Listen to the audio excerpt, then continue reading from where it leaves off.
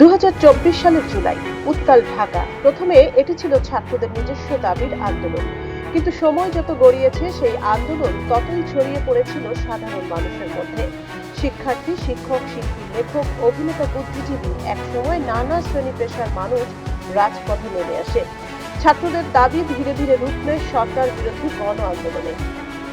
শেষ পর্যন্ত সেই আন্দোলনের প্রবল চাপে শেখ হাসিনার সরকারের ভয়াবহ পরিণতি হয়। 2 বছর পর 2026, এবার উত্তাল দিল্লি। এখানেও শুরুটা ছাত্রদের দাবি ঘিরে, কিন্তু প্রতিদিনের সঙ্গে বদলে যাচ্ছে আন্দোলনের চরিত্র। রাজপথে এখন শুধু শিক্ষার্থী নন, শিল্পী, অভিনেতা, অভিনেত্রী, লেখক, সাহিত্যিক, সমাজকর্মী এবং সাধারণ মানুষ যোগ দিচ্ছে। আন্দোলন ধীরে ধীরে ছাত্রদের গণ্ডি পেরিয়ে সরকার বিরোধী জন অসন্তোষের রূপ নিচ্ছে বলেই মনে করছেন অনেক রাজনৈতিক বিশ্লেষক।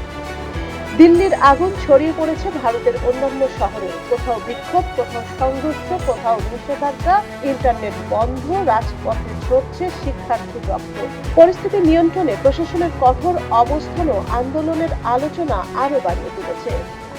তাই প্রশ্ন উঠেছে, 2024 সালের ঢাকার গল্প কি 2026 সালে দিল্লিতে নতুন করে লেখা হচ্ছে?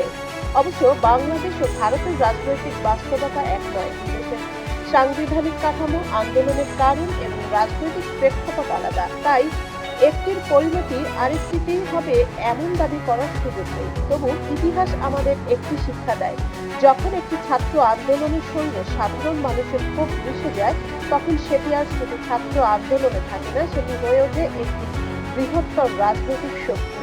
আর সেই কারণেই আজ সবচেয়ে বড় প্রশ্ন, বাংলাদেশে 2024 সালের আন্দোলনের পর শেখ হাসিনাকে ক্ষমতা ছাড়তে হয়েছিল।